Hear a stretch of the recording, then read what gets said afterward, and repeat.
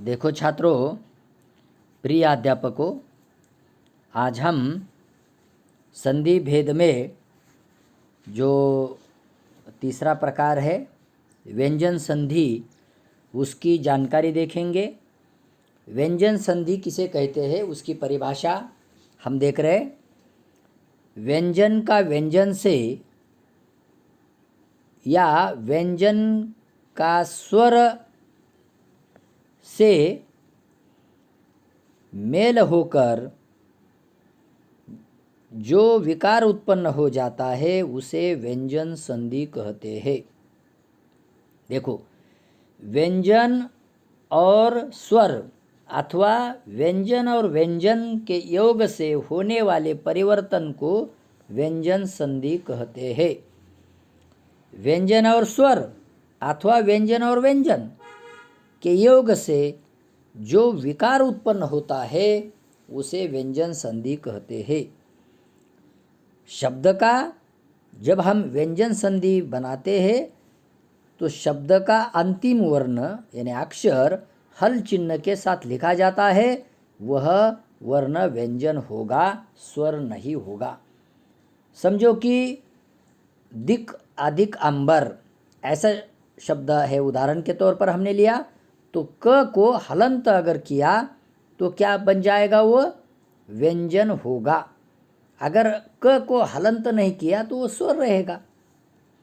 इसीलिए हलंत शब्द प्लस चिन्ह के पहले का जो अक्षर है अंतिम, उसे हलंत करना, वह व्यंजन होगा, वह स्वर नहीं रहेगा। तो आप देखो,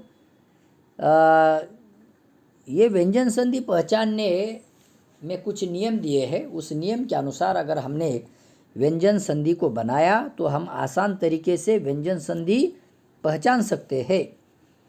अब देखो, पहला नियम जो है, वर्ग के पहले वर्ण का तीसरे वर्ण में परिवर्तन।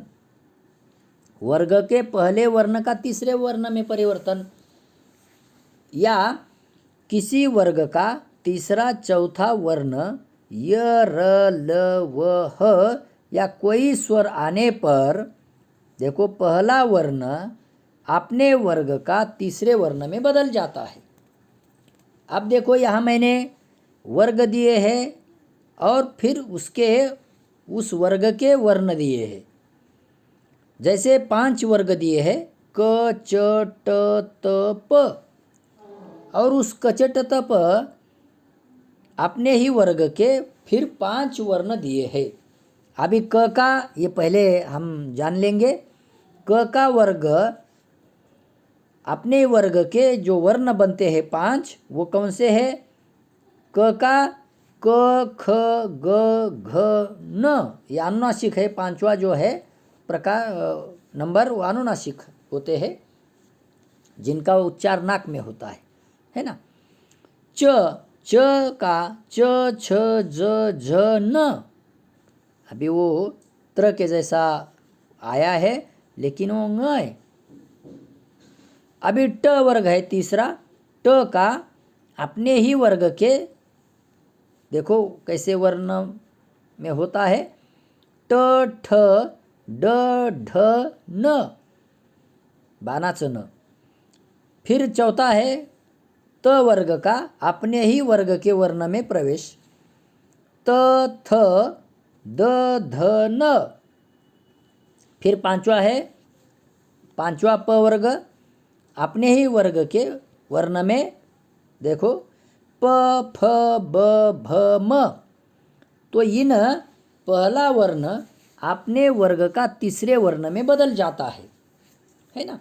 अब तीसरे वर्ण में क्या बदल होता है तो हमने कुछ उदाहरण देखे हैं। ज़्यादा है मगर मैंने एक एक उदाहरण देकर समझाया है। दिक अधिक गज, देखो अभी क को मैंने हलंत किया है, दिक का दिक प्लस गज बरोबर दिग्गज। अभी दिग्गज कैसे बन गया और क कैसे उड़ गया, मैं आपको समझा दूंगा। तो क वर्ग का तीसरा वर्ग कौन सा है? ग आता है। मैंने ऊपर नंबर दिए हैं वर्ण में, है ना। वर्ण का पहला, दूसरा, तीसरा। अभी क का तीसरा वर्ग कौन सा है? ग। इसीलिए क हलंत किया है, इसीलिए वो व्यंजन हो गया है, वो स्वर नहीं रहा।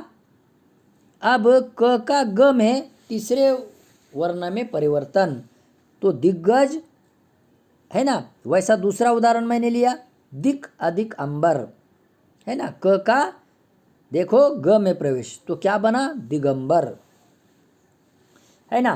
क का ग में परिवर्तन मैंने कंस में भी दिया है, आप ज़्यादा समझेंगे इसलिए। क का ग में परिवर्तन, तो क वर्ग का तीसरे वर्ग में ही परिवर्तन। तीसरा वर्ग कौन सा है, ग। अब दूसरा वर्ग कौन सा है, च। देखो तो च का ज में परिवर्तन, च का तीसरा वर्ण कौन सा है, ज। तो कंस में दिया है च का ज में परिवर्तन, अच अधिक अंत बरोबर अजंत, क्योंकि च का ज में परिवर्तन आया है, हुआ है। अब समझ में आया होगा। अब तीसरा जो है ट का ड में परिवर्तन, तीसरा ट का वर्ग कौन सा है, ड। तो ट का ड में परिवर्तन, जैसे सट अधिक आनंद, तो ट को मैंने हलंत किया है, च को मैंने हलंत किया है, दिक क को मैंने हलंत किया है, तो षट अधिक आनंद बरोबर ड तीसरा वर्ग होने के कारण ट उड़ गया और ड आया, तो षडानंद, क्योंकि ट का ड में परिवर्तन हुआ है। अब चौथा है जगत अधिक ईश, है ना। तो चौथा वर्ग कौन सा है, त। तो त का द में परिवर्तन होता है, त का तीसरा वर्ग कौन सा है, वर्ण द। तो जगत अधिक ईश बरोबर जगदीश, तो त का द में परिवर्तन। पांचवा है प, तो प का तीसरा वर्ग कौन सा है, ब। तो प का सुप अधिक अंत बरोबर सुबंत, देखो, है ना। तो प का ब में परिवर्तन। अब नियम दूसरा है, नियम दूसरा क्या बता देता है, व्यंजन संधि बनाते समय वर्ग का पहले वर्ण का पांचवें वर्ण में परिवर्तन। देखो पहला नियम क्या है, आपने ही वर्ग का तीसरे वर्ण में बदल या परिवर्तन होता है, या किसी वर्ग का तीसरा चौथा वर्ण, उसमें अगर य र ल व ह या कोई अन्य स्वर हो तो आपने ही वर्ग में तीसरे वर्ग में बदल होता है ना। ऊपर के अगर व्यंजन आए और अपने ही वर्ग के तीसरे वर्ण में बदल होता है। लेकिन दूसरा नियम इसके उल्टा है। देखो कैसा, नियम दूसरा ये बता देता है कि वर्ग कौन से है, क च ट त प, अपने वर्ग का पहले वर्ण का पांचवें वर्ण में परिवर्तन। अब देखो क का पांचवा वर्ण कौन सा है, ड, बीच में नुक्ते वाला ड, है ना। तो उदाहरण मैंने दिया है ना। उदाहरण कौन सा दिया है, वाक अधिक मय, क को मैंने हलन किया है, वाक प्लस मय बरोबर वांगमय। देखो क का ड में परिवर्तन, क्योंकि पांचवें वर्ण में अनुनासिक में परिवर्तन होगा।